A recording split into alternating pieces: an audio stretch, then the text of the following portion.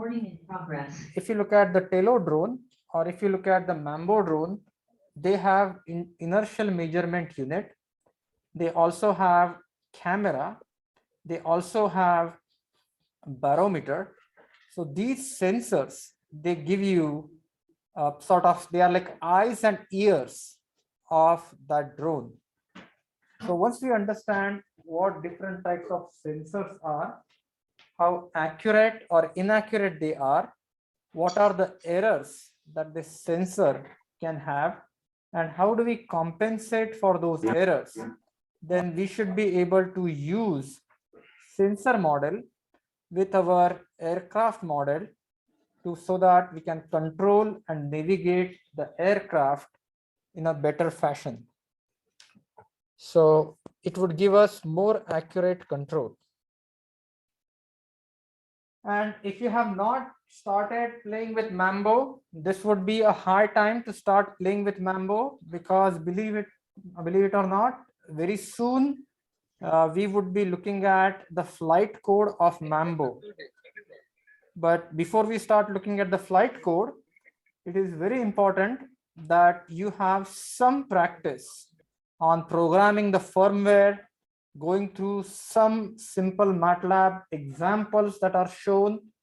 Only then we can actually perform some experiments. We can play with the flight code, and we can actually have Mambo integrate with MATLAB, and then we can actually control or change controller algorithms on Mambo. So it's high time, if you have not played with Mambo, start playing with Mambo, at least flash the firmware, at least do the initial lab where you run two motors diagonally opposite.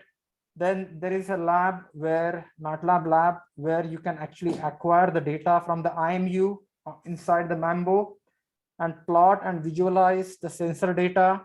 All that stuff will be super helpful when we actually start programming the Mambos. So here is how today's class gonna go. I will try to finish this chapter 7, and then I'm gonna present few projects that will be offered in this class. I will also discuss additional projects that will be offered in this class, and all those projects will be available by Thursday. So you can choose a project to work on. Once again, I don't want to make it super restrictive. So there are some projects that you can do on your own. So 1-person team. So you can just select a project, do that on your own. There are some projects where you would need a team of 4 students. So for an example, some of the projects are like controlling the drone using hand gestures, and which is similar to one of the labs, but it will be more involved, or basically controlling the drone based on EEG. So basically you would have a headband that will measure your brain waves, and based on the brain waves, you can control the drone to take off, to land, to go to particular location, and so on. There are also 3 industrial real-life projects which are offered by Aerospec. So wherein what you would do is you would go to Aerospec and design the robot systems for them for a very practical application. So you would have an option to work on a real-life industrial project. Then I would have a project where you would build a drone. If you haven't had any exposure or experience in hands-on building the drone, what I would do is I would actually ask you to build the drone from ground up. Then there will be a project wherein you would have a very crude Arduino based autopilot or flight control system, wherein you would implement the PIDs and all that, and have that drone at least do a hover or some sort of basic maneuver.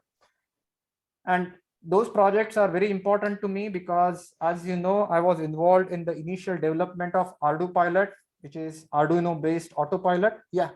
Sorry, I don't want to interrupt you, but would ASU be providing the parts for the drone in theory, or would we be purchasing them ourselves? Right. So if the drone parts are super expensive, then I would provide them from my own personal funds. Yeah. However, if you are going to work on the Aerospec project, Aerospec will purchase the parts and the components to build the robots. If you are going to work on a project based on EEG headband or something, there is a $10 headband that you can buy on eBay that I would ask you to buy. So if it is inexpensive, about 10, 20 bucks, then I will ask you to buy. If it is more than 50, 60 bucks, I would make sure that I will get that hardware to you, but just one. So if you start breaking stuff, then you will have to get the replacement hardware.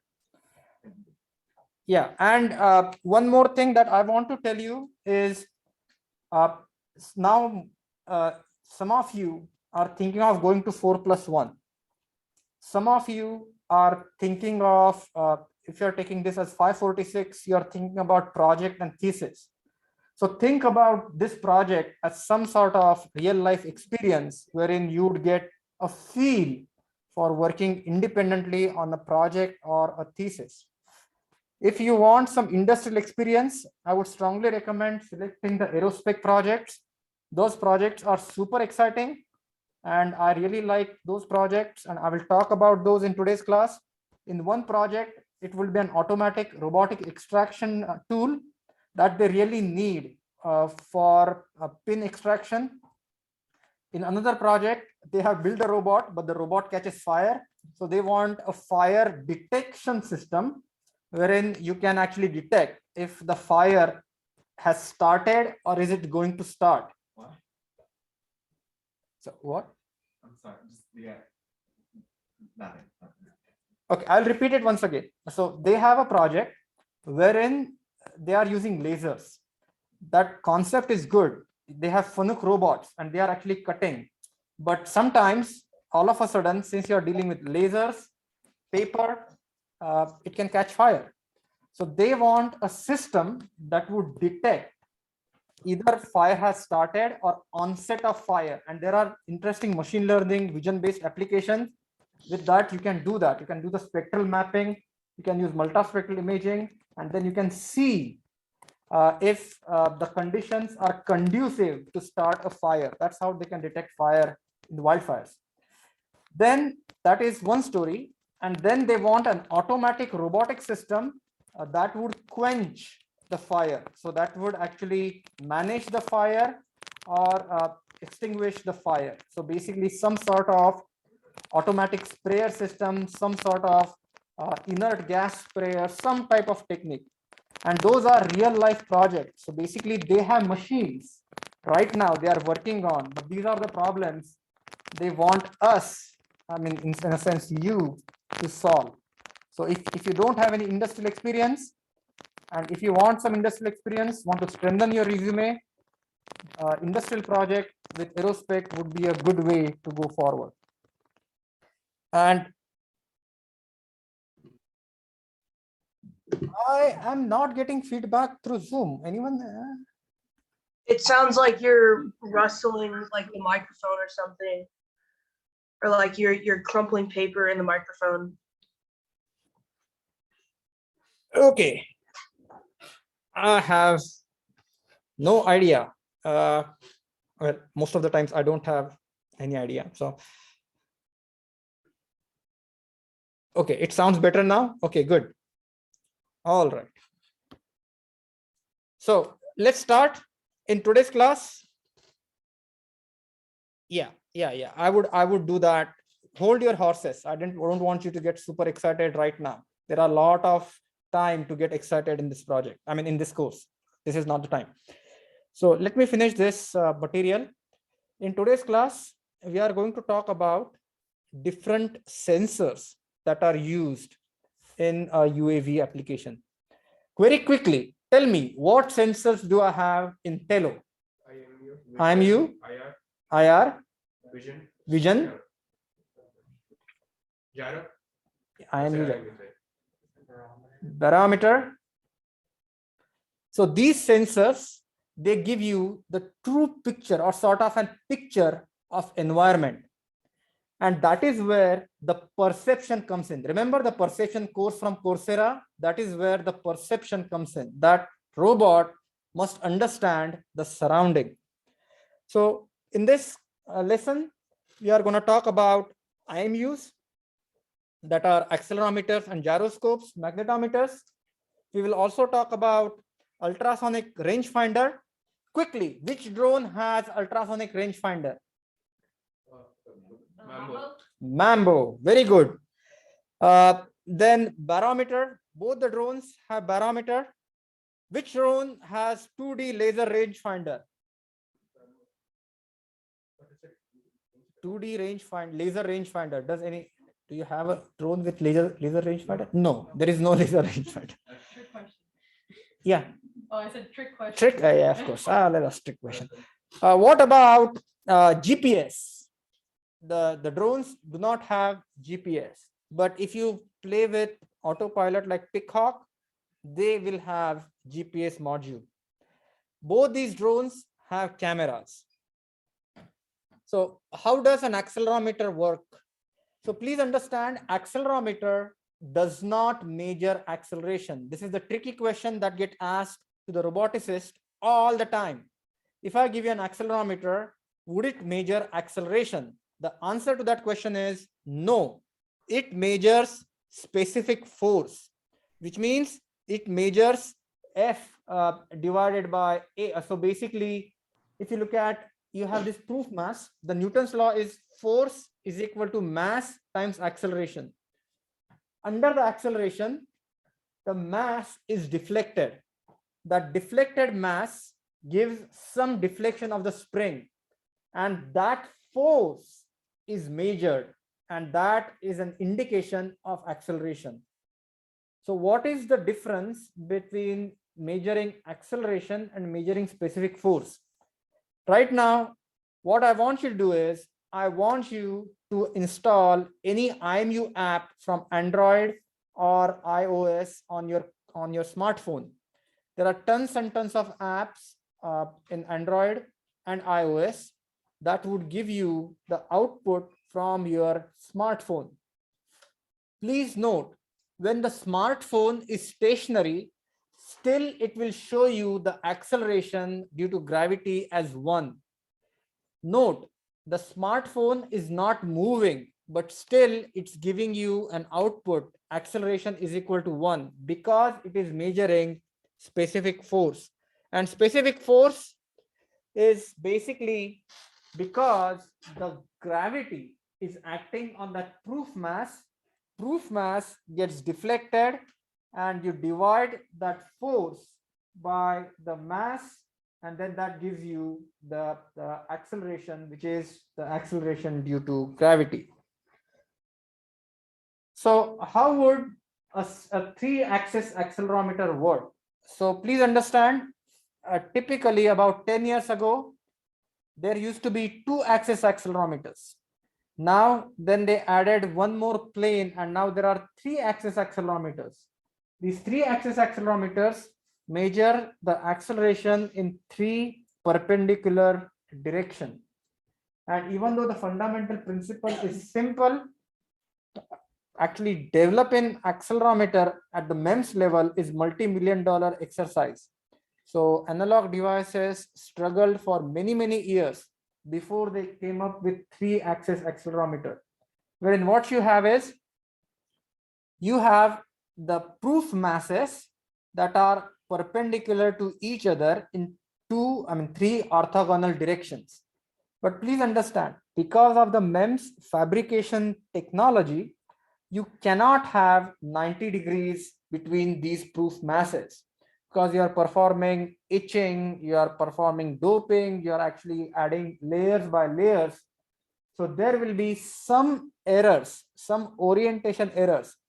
Those proof masses will no longer be at exact 90 degrees. One mass could be 89 degrees, other mass could be at 91 degrees. So when we actually use this accelerometer, what we want to do is we want to calibrate it so that we get the accurate or good enough result from that system all the time. So the fundamental principle of MEMS accelerometer is based on the comb fingers and differential capacitance. How does a comb finger work? Comb finger, as it is shown, is like comb. You have a stationary mass and you have a moving mass. So basically, you have the moving mass, which is sort of attached to the springs on the either side. Under the action of force or specific force, the movable mass moves up or down. That changes the differential capacitance. That differential capacitance is converted into voltage out, and that voltage is indicative of the acceleration on that sensor. Please understand, this process is not simple, because if you look at that MEMS structure, that MEMS structure is in nanometers. So you have to etch and create that structure. Along that structure, you have to create something called as VLSI, very large circuit integration, like capacitors, inductors, transistors, all that stuff that goes around the structure. That whole thing is very, very fragile. So then what you need to do is you have to package it. And then there is wire bonding and a lot of process goes on. So before you can actually have a working accelerometer or working gyroscope, it takes years and years of engineering to perfect and to increase the yield from the process. So this is the basic principle of the accelerometer, and calibration is something that is done for almost all the sensors. Either it could be one-time calibration or it could be every time calibration. For an example, in the case of accelerometers, what you need is, let me give you a very simple example. The simple example is your weighing scale, a bathroom weighing scale. You want that bathroom weighing scale to give you the perfect output. It needs to measure your weight, but there is a possibility that that weighing scale could be offsetted, maybe 5 pounds more or 5 pounds less. So before you step on the scale, you ensure that the pointer is showing 0. Second thing, when you step on the scale, you want to ensure that there is appropriate scale factor, which means when you step on it, the deflection caused by your weight needs to be multiplied by a constant that will give you the numerical value of your weight. I repeat this once again. The deflection caused by your weight must be multiplied by a constant that gives you the numerical value of your weight. That numerical value, the scale factor, needs to stay constant. But in certain cases, think about it like you have the weighing scale, and that weighing scale you are using in a very, very hot atmosphere or surrounding, or temperature is very, very hot. So there is a possibility that the spring could become soft and the scale factor for that scale would change. So you would have to compensate for that type of stuff. So what you have is, you have a sensor model. That sensor model has some known and unknown parameters, and calibration is the process of finding out those unknown parameters so that the sensor would give you consistent reading. There are some sensors where the bias changes. For an example, gyroscope. Gyroscopes are notorious. Every gyroscope, when you start, which start wherever that gyroscope wants. For an example, accelerometer starting at 0 will start at 0.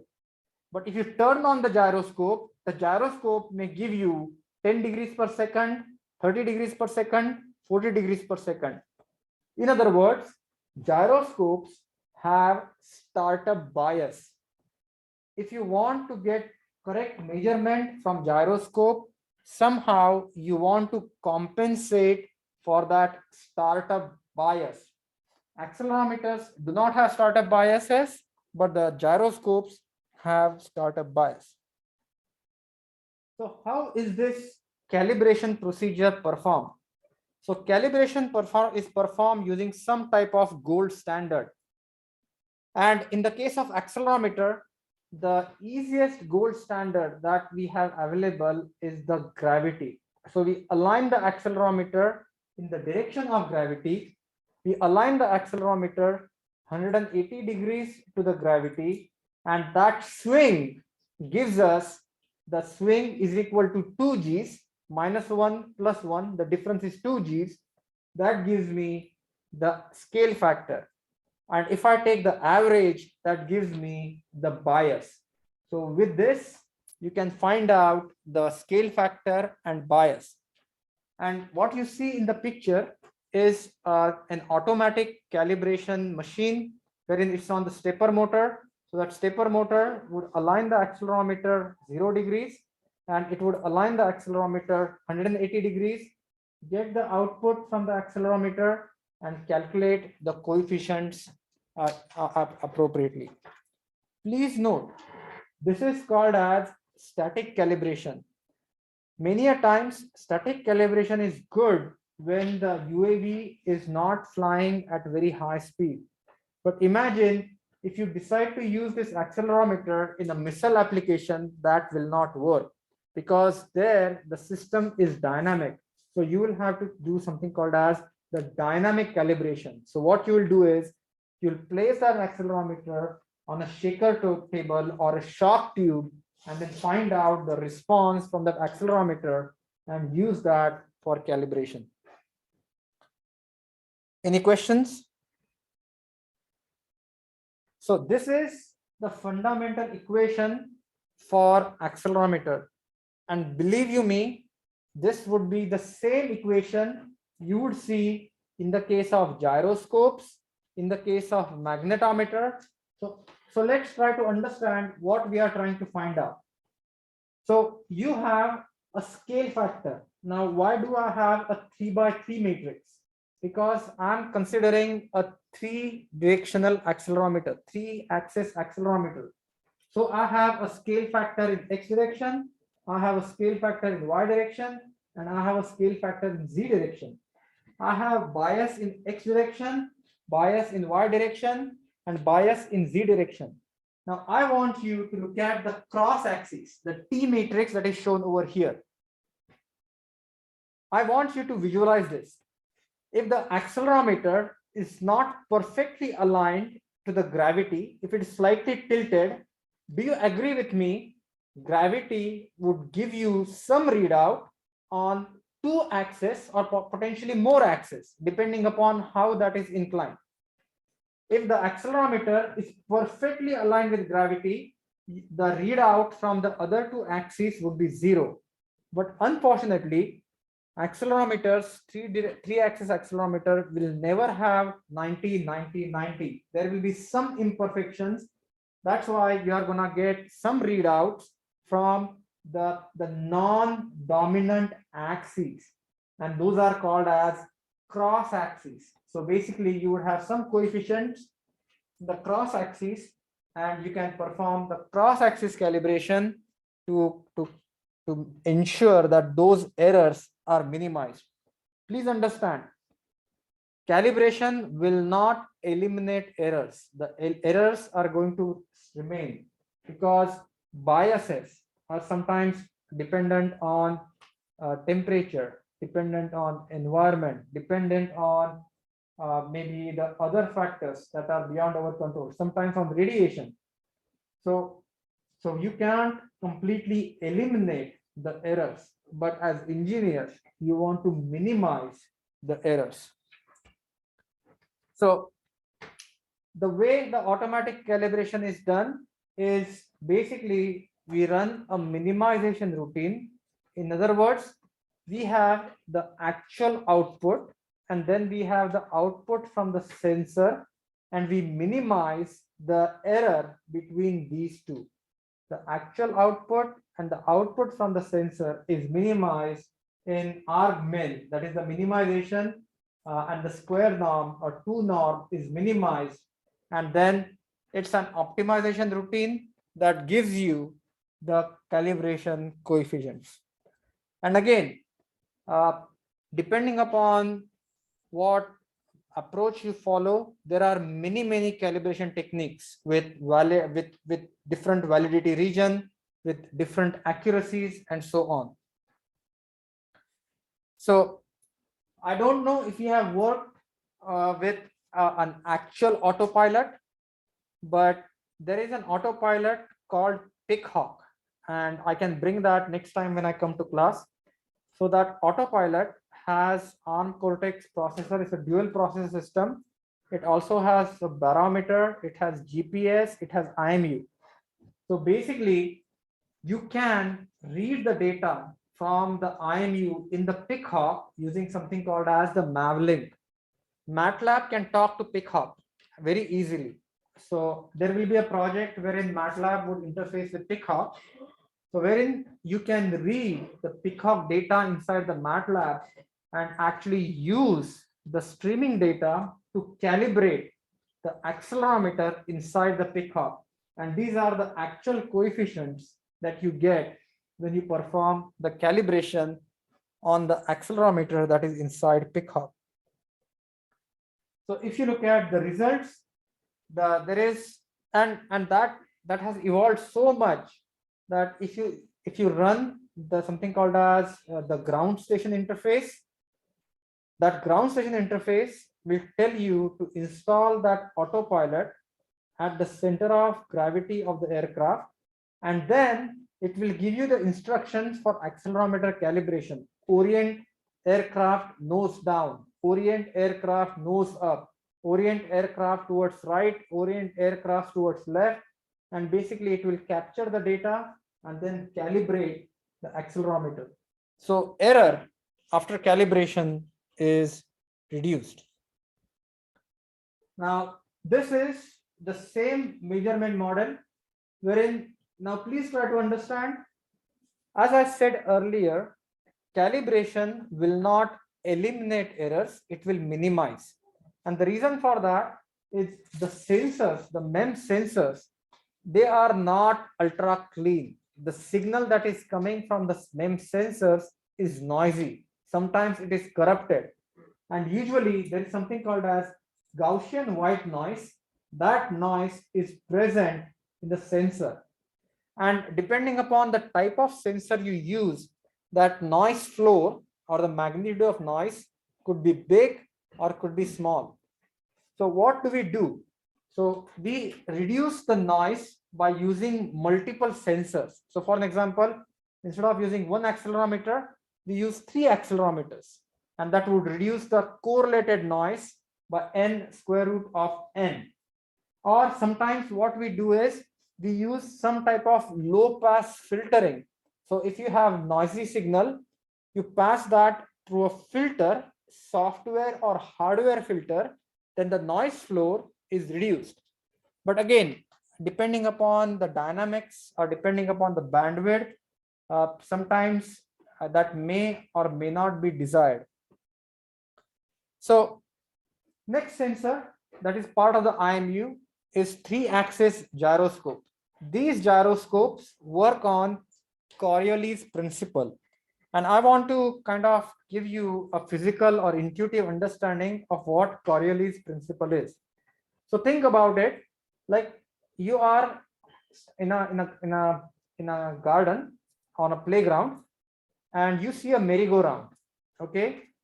And then what you do is you start walking towards the center of the merry-go-round from the outer perimeter. Please understand, you can walk straight. You can walk straight from the outer edge of the merry-go-round to the center of the merry-go-round straight when the merry-go-round is not rotating. Now imagine you try to walk towards the center, but your friend rotates the merry-go-round. So what would happen is you will feel the side sways, and that side sway is nothing but the Coriolis effect. There is a funny story in the Coriolis effect. I don't know how many of you have seen The Simpsons. There is an entire episode on Coriolis effect in The Simpsons. For example, if you flush the toilet bowl in the northern hemisphere, the water flushes clockwise. If you flush the toilet bowl in the southern hemisphere, the water flushes counterclockwise, because please understand the vector, the rotation vector is opposite. And in other words, it is easy to visualize that the rotation, the Earth's rotation, even though it's in the same direction, since the vector in northern hemisphere is going up, the southern hemisphere is going down, the cross product of velocity, the linear velocity multiplied by Earth's rotation, the direction would change. So there is an entire episode in The Simpsons on the direction the toilet bowl is flushed in the northern hemisphere and the southern hemisphere. And that is because of the Coriolis effect. Now, how does a 3-axis gyroscope work? What you have is you have two masses that are vibrating relative to each other. Magnitude is the same, but they are vibrating relative to each other. As soon as there is a rotation, because of the Coriolis effect, they start vibrating out of plane. And this magnitude of vibration changes the differential capacitance, and that differential capacitance variation is converted into the voltage, which is proportional to the angular velocity. So that is how the gyroscopes work.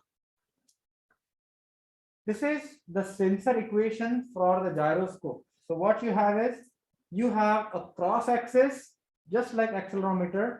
You have the sensor output, which is B omega prime M. There is a bias, there is a scale factor. And then once you combine all these, once you have these coefficients calculated, then you can find out the realistic output from the gyroscope. So how is this calibration performed? Typically, the gyroscopes are mounted on a rate table. So if there are very expensive rate table, there is a single axis rate table, there is multi-axis rate table. So basically those gyroscopes are mounted on the rate table. The rate tables rotate at precise angular velocity, and with that we are able to calibrate the output of the gyroscope. Again, if you want to find out these coefficients, you have to solve the similar optimization principle or similar optimization problem. You know the actual output, you know the output of the sensor. So what you do is you find a least square fit between those two that will give you these different calibration coefficients. Now, one thing I want to specify, that some of these calibration coefficients would be constant. They will not change as the sensor is operating. But some coefficients could potentially change depending upon either the effect of acceleration, effect of temperature, effect of radiation, effect of maybe some other thing that would cause some type of additional additive noise. For example, if you have an electromagnetic noise surrounding the sensor would become noisy, because the electromagnetic noise would actually affect the signal that is coming from the sensor. So once you start using these systems in actual practice, you have to develop the models, you have to enhance the models, and every time you have to update those models. So one way to do that is something called as Kalman filtering. That is what we will talk about in next few classes, wherein you have a noisy sensor, you have another noisy sensor. How do you combine these two noisy sensors and get best possible estimate? That is adaptive filtering, and that is done by something called as Kalman filtering. Now, you can actually perform an automatic calibration of gyroscope using the principles that we talked about. You can use the gyroscope calibration implementation either in quaternions, or you can use that in the rotation matrices. So basically, this is the calibration routine based on the quaternions. Now, please understand there is one thing I want to talk about. Gyroscope biases, they are affected because of acceleration, which means gyro sensitivity, gyro biases are function of accelerometer. So when we are trying to calibrate the gyroscope for precision applications, you can't just do a static calibration. You can't just do 1G calibration.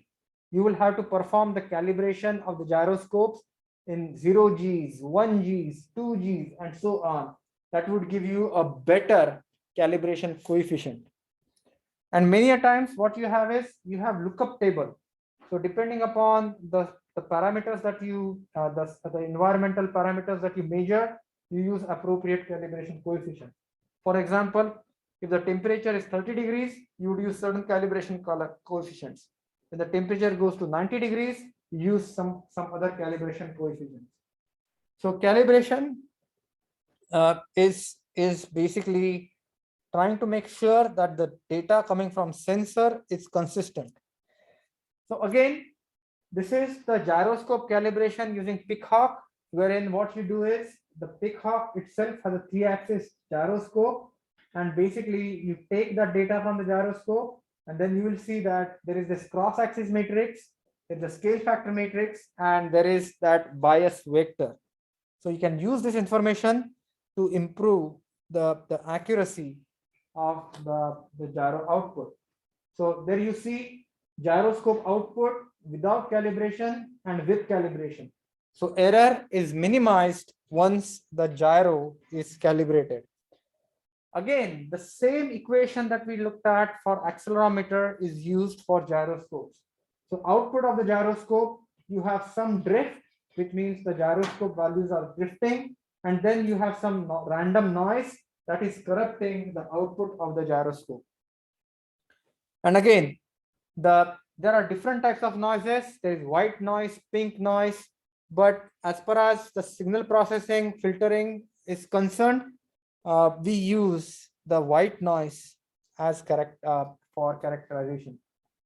Magnetometer. There are two principles that are used by magnetometer. The first fundamental principle is you have a ferromagnetic material that would get aligned to the Earth's magnetic poles. So basically, you measure the change in certain electrical properties, or you measure the change in the deflection and use that to find out the magnetic field in 3 dimensions. You can also use something called as the Lorenz force principle, that if you have a particle that is passing through an magnetically charged environment, it would deflect.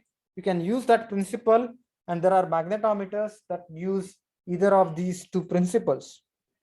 Once again, we come to the calibration equation. This calibration equation, just like accelerometer and gyroscope, has a scale factor Km, it has a cross axis, and it has the bias values.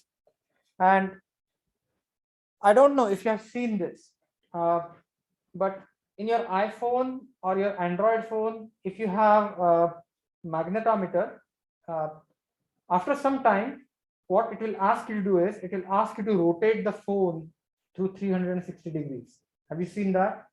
Google Maps. Google Maps. Or in the Google Maps, same thing. The reason for that is the Earth's magnetic field is changing. Also, depending upon where we are compared to the ferrous objects, the magnetic field variation around us changes. For example, if you are close to a computer workstation, the magnetic field is different. So there are hard ion errors and there are soft ion errors. So when we rotate through 360 degrees, what we do is the constant part of the field that is surrounding that magnetometer can be cancelled out by complete rotation. So when you have a magnetometer, what you do is when you rotate it completely, the magnetic field surrounding the magnetometer is remaining constant, but the axis of sensitivity is changing. So which means you are measuring the same constant field that is surrounding the magnetometer, once in the positive direction, once in the negative direction, and that information is good enough to find out the constant intensity of the magnetic field.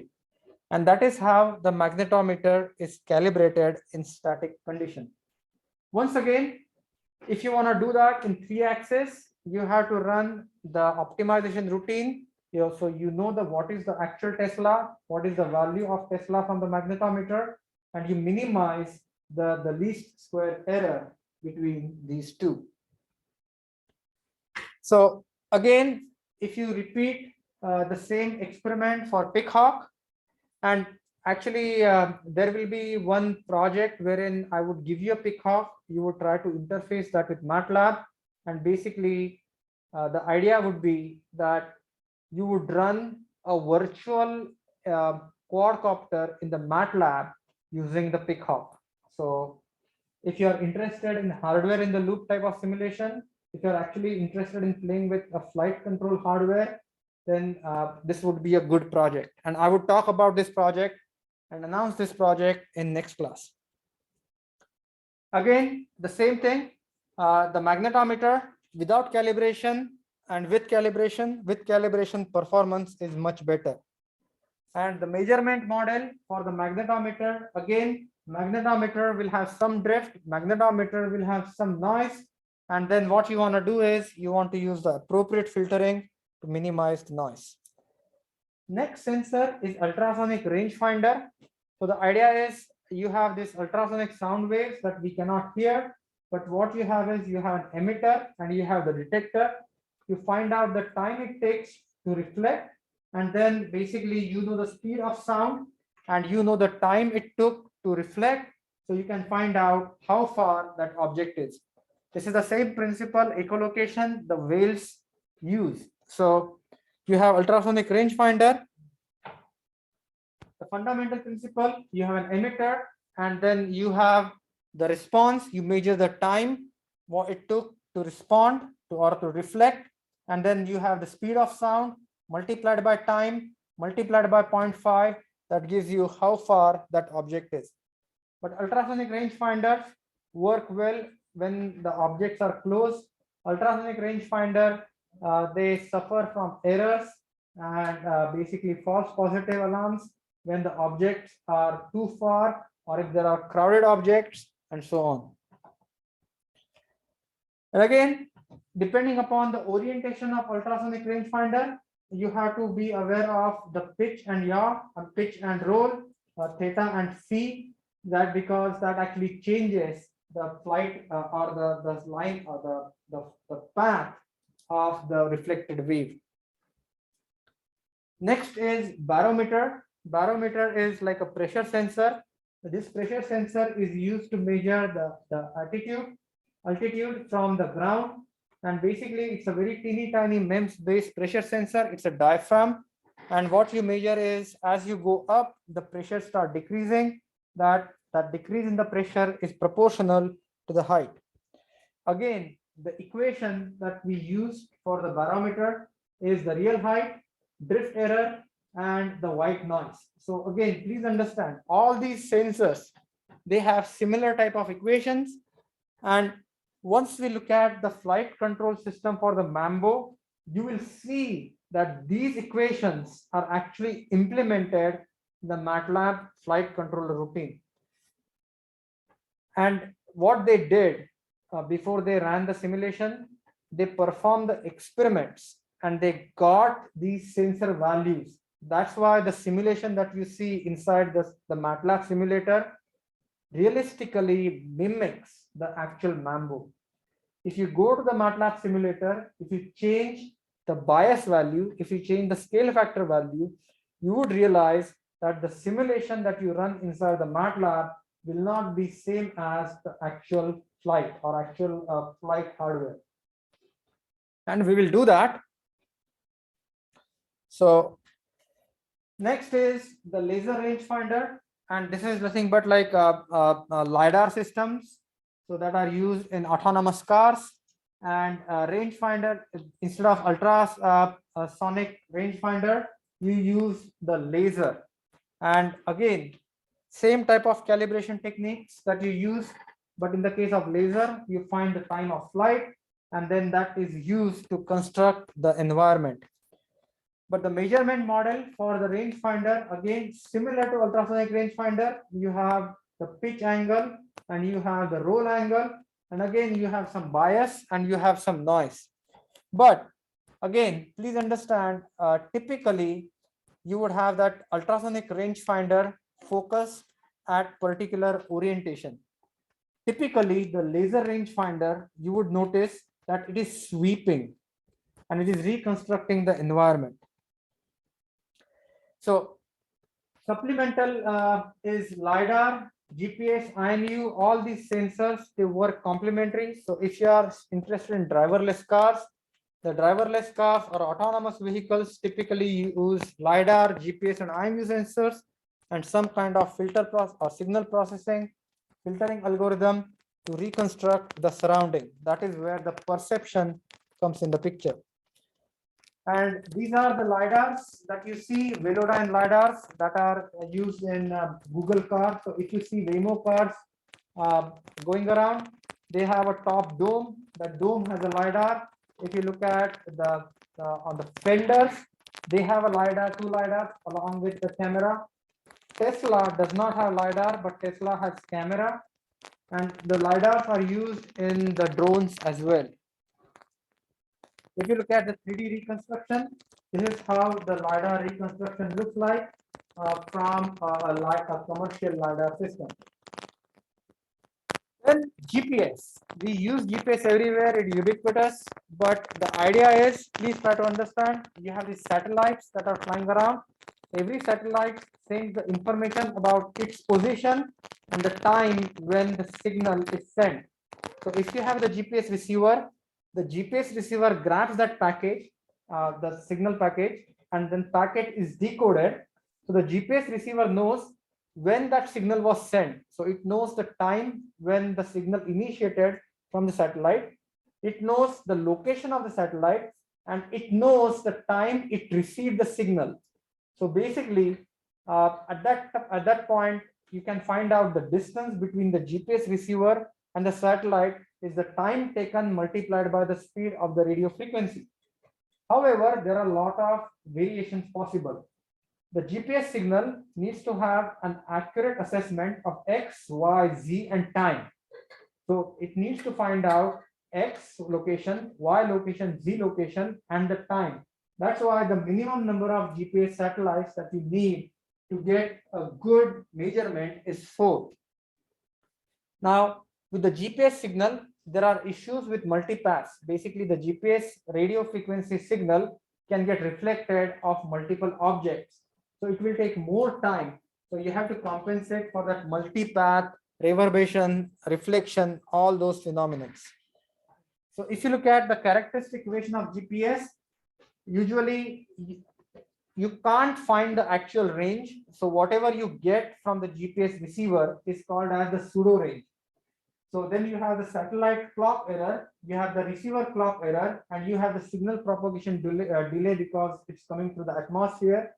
And then once you are getting these values, you perform some kind of signal processing and filtering to minimize these errors.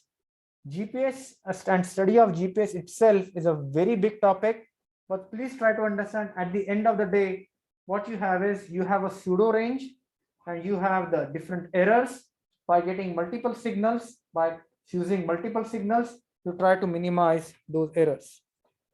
So this is how you can actually minimize the errors. So there are 4 parameters to be calculated. That's why you need minimum 4 satellites. And this is the classic GPS measurement model.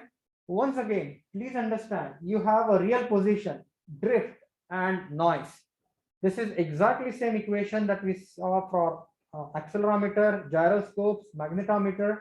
So you have the actual measurement, you have some type of noise term, and you have some type of a drift term. And our job is to minimize the noise and somehow cancel out the drift. Now, camera is very much used in aerial robotics or driverless cars in a lot of robotics application. So the idea is very simply, the camera, you have an image that is formed on the pixelated screen. So what you have is you have the actual image height, you have the image height on the actual height of the object, you have the object height on that is projected onto pixelated image. So what you have is you have pinhole system or pinhole model wherein the rays are coming from the object and basically you get an image on the pixelated screen. And the idea is we use mathematics, linear algebra to relate the actual height h to the pixelated distance. So if you look at it, you have the screen, you have something called as the image coordinate, you have something called as the earth fixed coordinate, and you have something called as the camera coordinates. And basically our idea would be to get the image and then from that image try to find out the actual height. And it may look simple, but it's super complicated. So for example, if you have an iPhone or if you have an iPad, you can use that to find out the height of the person, or you can use that to find out the distance between 2 points. So in that case, this is exactly what is going on. What you see on your pixelated screen, that is related to the actual length or the height of the object. And then basically there is calibration, that again there is orientation of the camera. So basically there is you have the transformation matrices that are used to find that type of relation. So if you look at it, this is the relation that is typically used. You have a rotation matrix, you have the translational vector, and then you have the actual values or pixelated image, and then those get transformed to the actual height in the real world coordinate system. So you will see U, V values in pixel, and please note that they are related to the actual height or actual width in the real world coordinate system. And believe you me, once you go through the perception course, you will know a lot more about these equations and how these equations are used and the MATLAB codes related to these equations in a lot more detail.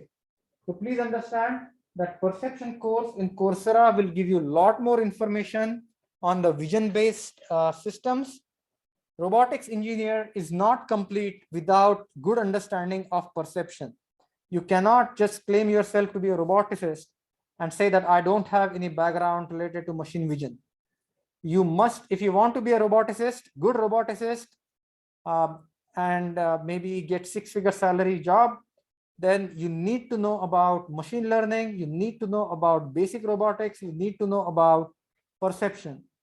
So and machine vision. So once you do the perception class, you would get some fundamental understanding of these frames and these camera models, the calibration, and how to use MATLAB image processing toolbox.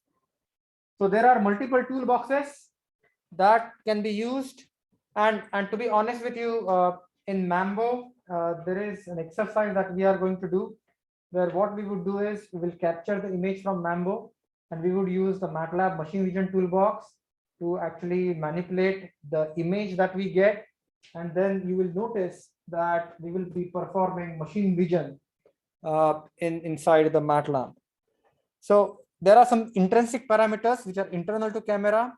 There are extrinsic parameters that are dependent on the environment, and depending upon the approach that you use, there are toolboxes, there are mathematical techniques for intrinsic parameter calibration and extrinsic parameter calibration. So in this chapter, we looked at the theory part of different sensors that are used in the drone. We also looked at the perception, and basically we looked at what are the different sensor models. So in next class, what we would do is we'll take these sensor models and we integrate that with our simulation, the UAV simulation, and then basically we will try to use the data from the sensors to the controller to control the drone. So at this point, let me ask all my online students if there are any questions, or in-person students if there are any questions.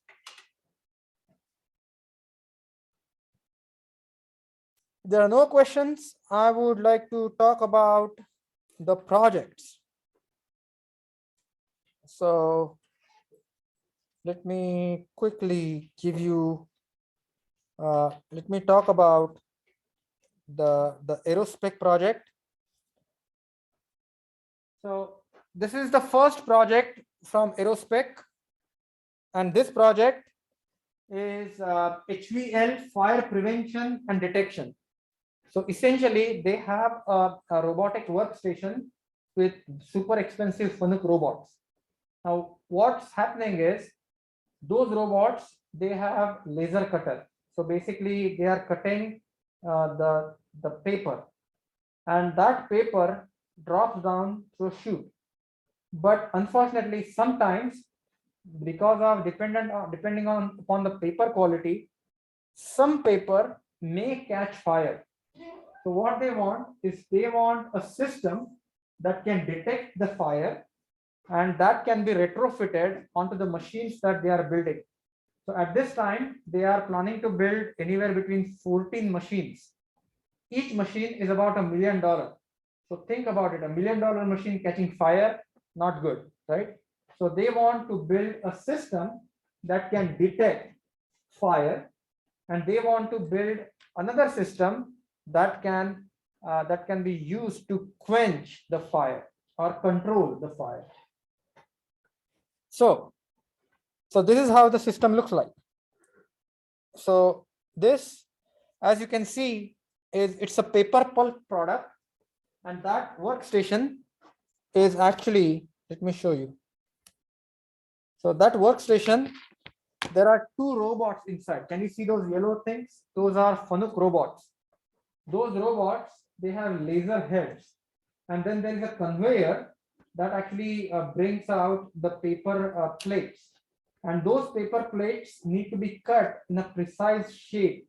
And then after the blank is cut, the outside raw material, outside wastage material drops down to the chute. So you can see the chute, and then basically there is a conveyor that takes that material and drops into the bin.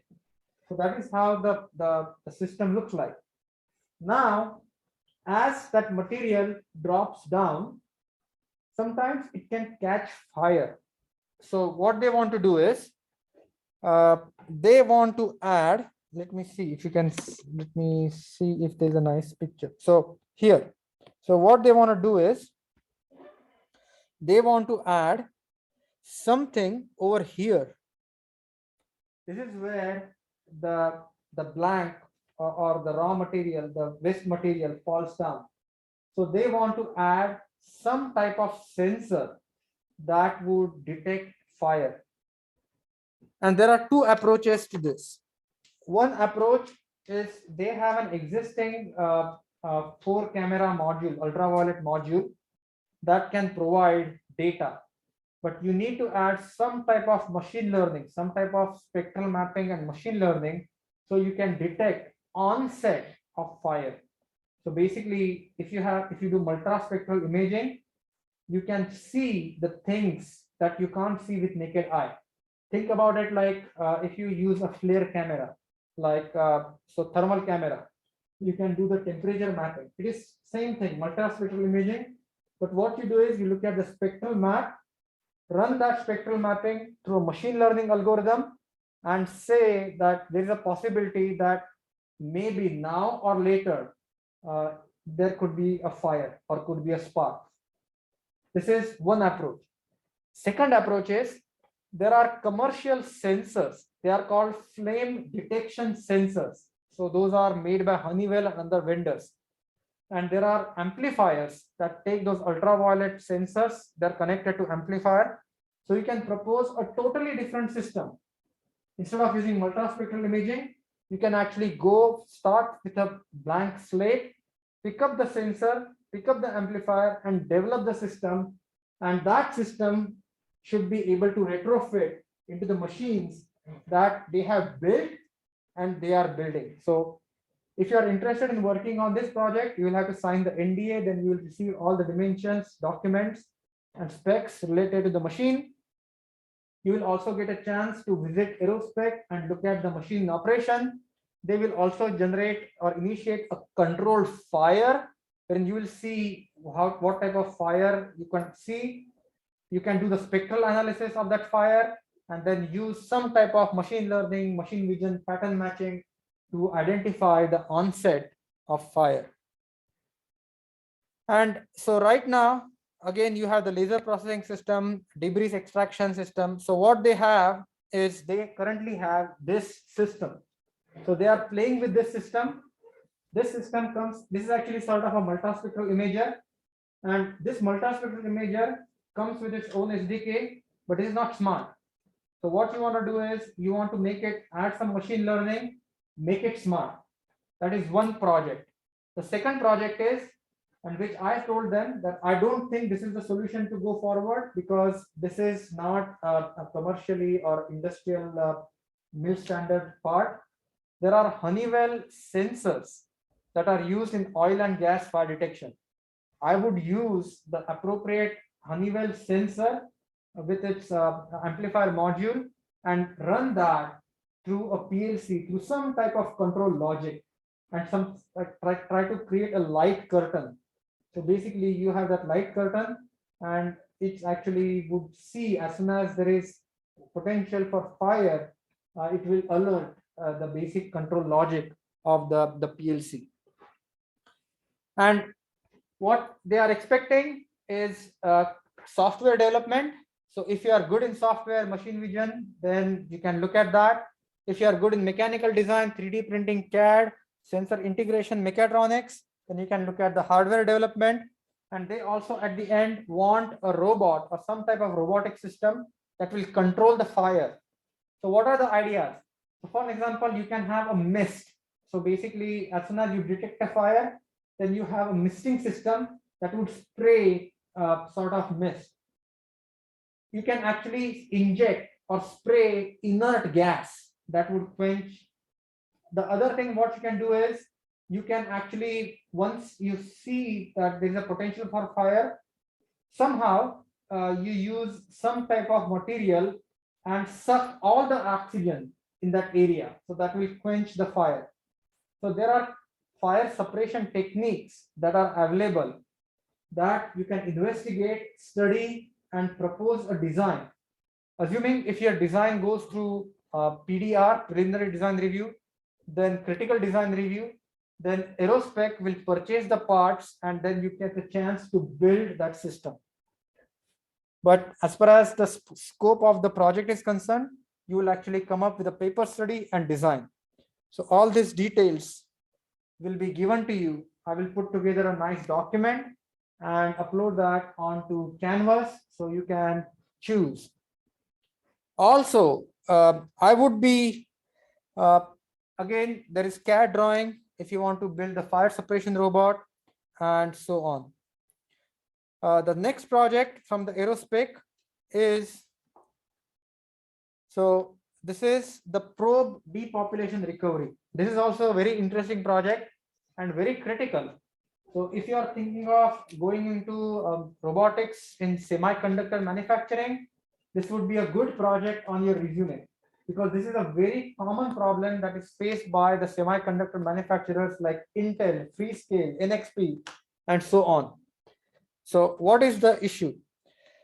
So basically, every sensor or every microcontroller or every microprocessor that they make, there are wire bonds and there are connections.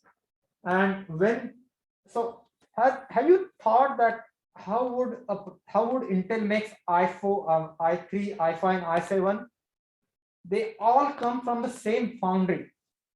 So basically, construction is the same, but in the testing, they realize that some processors, they meet certain specs and then they say it's an i7.